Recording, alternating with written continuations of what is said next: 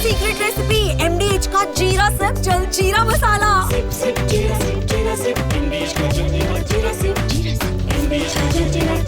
और अब खबर संसद में महासंग्राम की। ऑपरेशन सिंदूर पर लोकसभा में रात करीब 1 बजे तक चर्चा हुई। ये चर्चा आज भी जारी रहेगी। वहीं राज्यसभा में आज ये चर्चा शुरू होगी।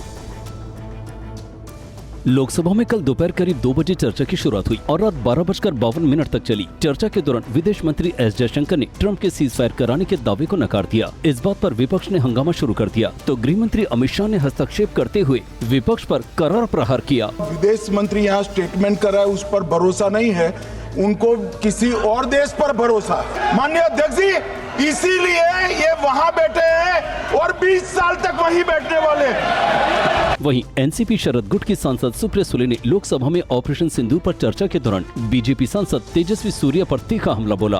पंडित नेहरू जी की एक स्टेटेड पॉलिसी थी कि भारत को आर्मी का जरूरत ही नहीं है। जो इतिहास हमें पढ़ाने बोल रहे थे ना, खुद पढ़ो ये सर, नहीं होगा तो ये बता देती हूँ मैं। इस बीच केंद्रीय मंत्री और जेडीयू नेता राजीव रंजन उर्फ ललन सिंह लोकसभा में ऑपरेशन सिंदूर का जिक्र करते हुए कुख्यात आतंकवादी मसूद अजहर को साहब संबोधित कर बैठे।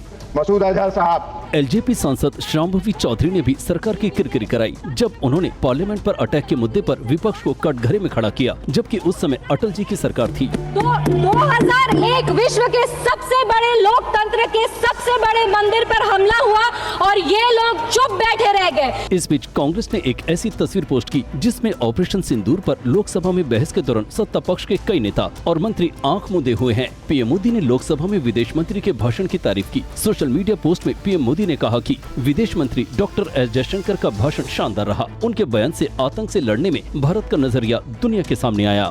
ये है सीक्रेट रेसिपी MDH का जीरा सिप जलजीरा मसाला।